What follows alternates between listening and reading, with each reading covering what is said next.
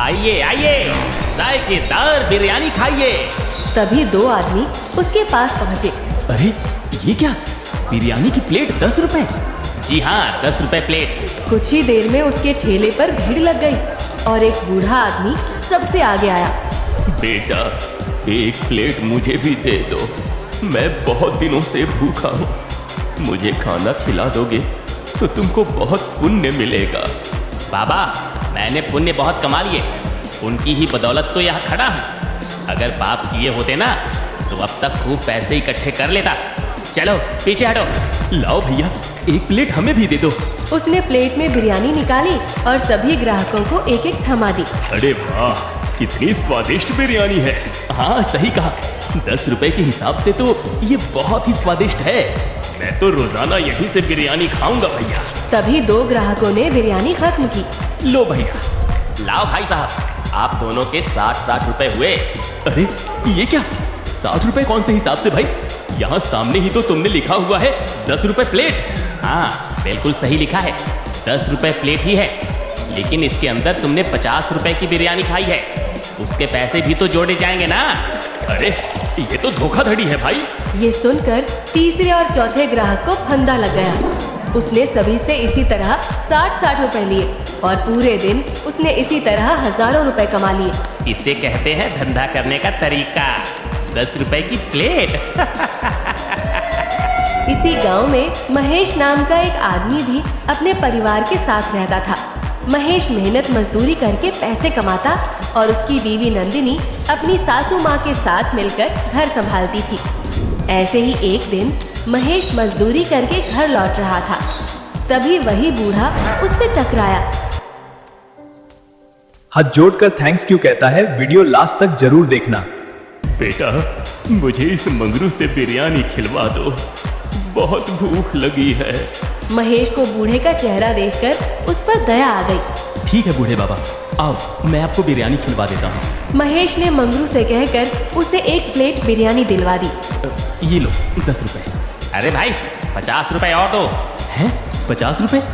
किस बात के भाई? 10 रुपए प्लेट है ना? हाँ 10 रुपए प्लेट ही है, और उसके अंदर जो बिरयानी थी ना वो 50 रुपए की थी। वाह भाई वाह, ये अच्छा तरीका है धोखाधड़ी से दुकानदारी करने का। महेश ने उसे 50 रुपए और दिए। भगवान तुम्हारा भला करे बेटा। महेश घर पहुंचा। ये लो नंदिनी। अरे ये तो बस 240 रुपए है, आज 60 रुपए कम का काम हुआ क्या? महेश ने सारी बात नंदिनी को बताई। चलिए कोई बात नहीं, उस बूढ़े को आपने अपनी कमाई से दिया है ना, भगवान आपका जरूर भला करेगा। वैसे मैंने भी आज आपके लिए बिरयानी ही बनाई है। अरे शुक्र है भगवान का, आज पहली बार बिरयानी खाऊंगा, वो भी तुम्हारे हाथ की। नंदिनी ने उसे खाना परोसा। जैसे ही महेश ने बिरयानी खाई उसको बहुत स्वादिष्ट लगी। वाह नंदिनी वाह, तुम्हारे हाथ की बिरयानी की खुशबू और स्वाद दोनों ही अलग हैं। शुक्र है आपको अच्छी लगी, मैं तो डर ही गई थी। अब अगले दिन जब महेश काम से लौट रहा था तब भी उसको वही बूढ़ा मिला। उसने आज भी बिना परवाह किए उसे बिरयानी खिलवाई। ऐसे ही एक दिन महेश ट्रक से बोरियां उतार रहा था, तभी अरे महेश का पैर टूट गया। महेश को उसी समय वैद्य के पास ले जाया गया। नंदिनी और उसकी माँ रोती हुई वहाँ पहुँची। ए जी, ये आपको क्या हो गया? रो मत नंदिनी, वरना मैं और टूट जाऊंगा। अब इनका चलना फिरना काफी मुश्किल है, लेकिन अगर इनकी दवाई चलती रही तो 3 महीनों में ये ठीक हो जाएंगे।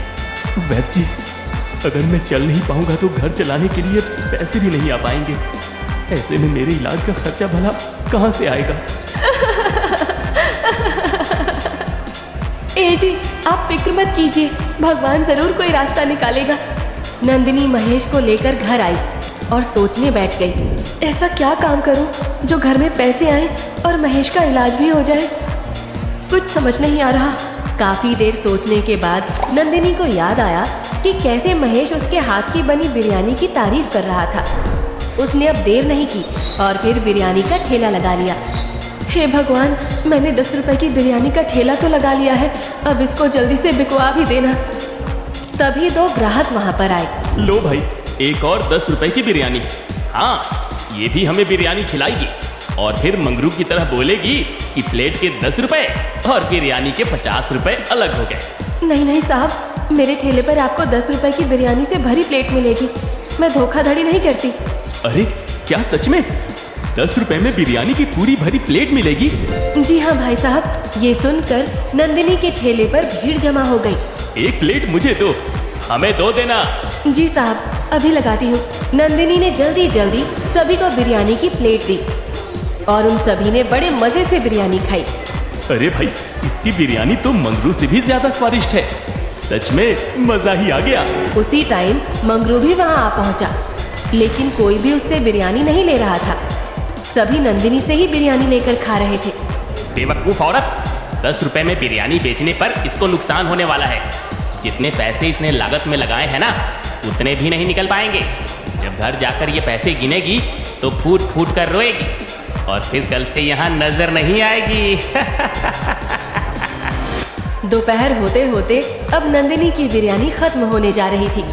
बिरयानी तो अब थोड़ी ही बची है। शुक्र है भगवान का कि सबको पसंद आ रही है, वरना मैं तो डर ही गई थी। तभी कुछ ग्राहक और उसके पास आए। जल्दी से हम सभी के लिए एक एक प्लेट और लगा दो। भाई साहब, आप सबको तो नहीं दे पाऊंगी, अब बिरयानी खत्म होने वाली है। तभी वो बूढ़ा उसके पास आया। बेटी, जरा सी बिरयानी मुझे भी खिला दो, मैं बहुत दिनों से भूखा हूँ। मेरे पास पैसे भी नहीं है। कोई बात नहीं बूढ़े बाबा, आप पैसे मत देना। नंदिनी ने उस बूढ़े आदमी को बिरयानी की एक प्लेट दी। अब जितनी बिरयानी बची है वो आप लोगों में से कुछ को मिल जाएगी। ये कहकर नंदिनी ने एक एक करके सबको बिरयानी देना शुरू किया। लेकिन एक चमत्कार हुआ, उसने सभी को बिरयानी दे दी और उसके बाद भी पतीला खत्म नहीं हुआ।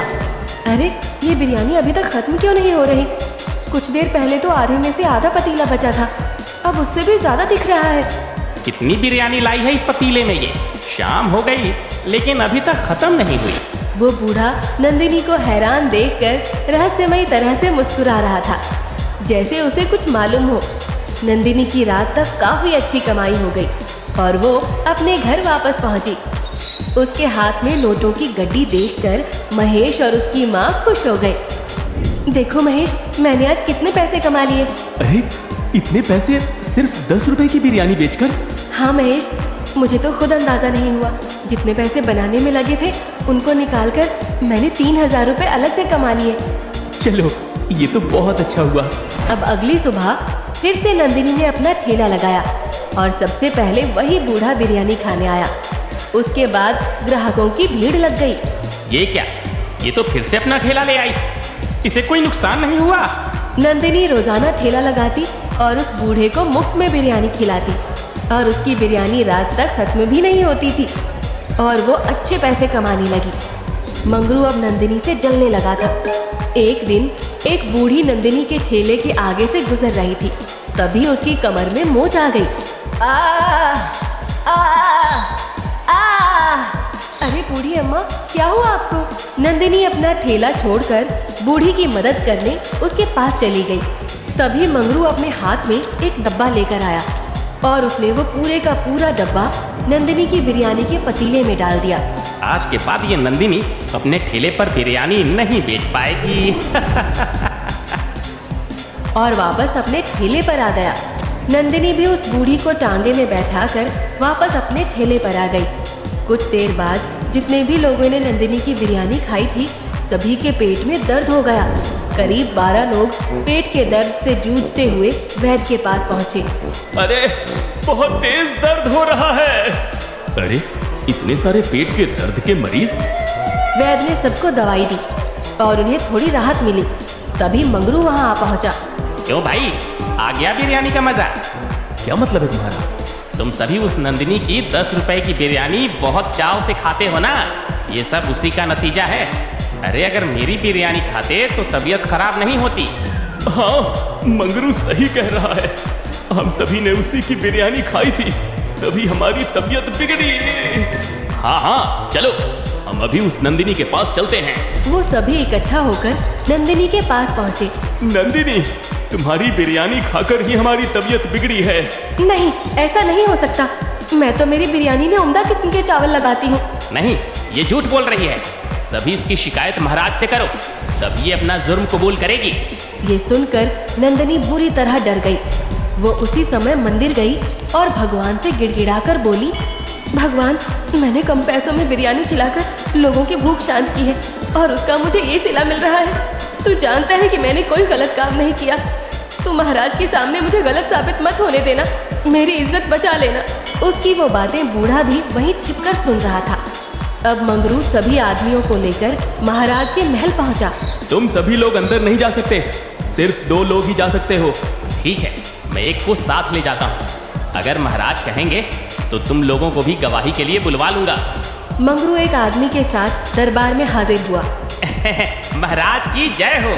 कहिए, क्या समस्या है? तभी वो बूढ़ा आदमी भी दरबार में हाजिर हुआ और सब कुछ देखने लगा।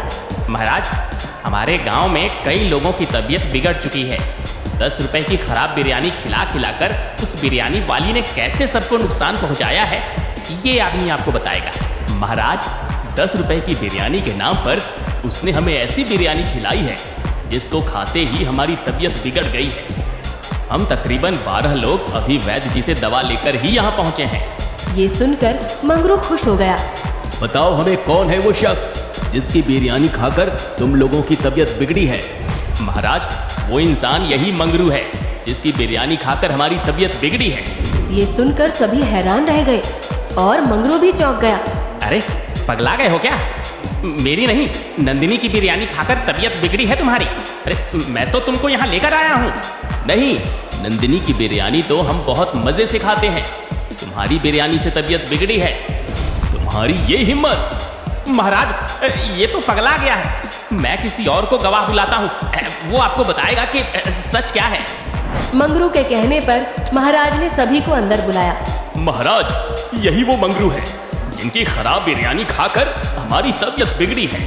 अरे बाप रे, ये तो सब के सब पगला गए।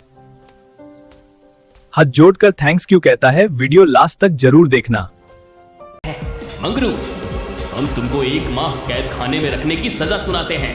अरे बाप रे। मंगरू को कैद खाने में डाल दिया गया। अगले दिन सभी ग्राहक नंदिनी के घर के बाहर जमा हो गए। नंदिनी, बाहर आओ, बाहर आओ भाई। नंदिनी, ये सभी लोग हमारे घर के बाहर जमा क्यों हुए हैं? मेरी बिरयानी खाकर सबकी तबीयत बिगड़ गई है, इसलिए ये सब शायद मुझे पकड़कर महाराज के हवाले करना चाहते हैं। अरे बाप रे। ऐसे कैसे ये इल्जाम तुम पर लगा सकते हैं? चलो मेरे साथ बाहर चलो, मैं इनसे बात करती हूँ। अब माँ नंदिनी को लेकर बाहर निकली। देखिए, मुझे पता है कि आप सबको बहुत परेशानी हो रही है, लेकिन मैं अभी भी कहती हूँ कि मैंने ऐसा कुछ नहीं किया जिससे आपके स्वास्थ्य को नुकसान पहुँचे। ये सुनकर सभी ने एक दूसरे का मुंह देखा और एक आदमी बोला, नंदिनी, हम सबकी तबीयत तो उस मंगरू की बिरयानी खाकर खराब हुई थी। हाँ, और उससे हमने महाराज के यहाँ कैद खाने में डलवा दिया है। क्या सच में? हाँ, और हम लोग यहाँ जमा इसलिए हुए हैं कि हमें तुम्हारी बिरयानी खाने का मन है। तुम जल्दी से अपना ठेला निकालो और हम सबको अपनी 10 रुपए की बिरयानी खिलाओ। ये सुनकर नंदिनी खुश हो गई और फिर से बिरयानी का ठेला लगाया और उसको अच्छे से चलाने लगी। इस तरफ मंगरू को समझ नहीं आ रहा था कि उसके साथ क्या हुआ। ऐसा हुआ कैसे? सभी आदमियों ने अपना बयान कैसे पलट दिया? तभी वही बूढ़ा आदमी वहाँ प्रकट हुआ। जो दूसरों का भला करते हैं और ईमानदारी से काम करते हैं, उनका बुरा कभी नहीं होता। तुम यहाँ कैसे आए? क्या तुम कोई जादूगर हो? कहीं तुम्ही ने तो ये सब नहीं किया? नंदिनी को बचाने वाला तो भगवान है, मैं तो बस एक जरिया हूँ और कुछ नहीं। उस दिन से नंदिनी की दुकानदारी दिन दोगुनी और रात चौगुनी हो गई। उसने अब अपनी दुकान खोल ली। उससे कमाए हुए पैसों से महेश का इलाज भी करवाया। कुछ ही दिनों में महेश भी ठीक हो गया और अब वो दोनों मिलकर 10 रुपए की बिरयानी की दुकान चलाने लगे।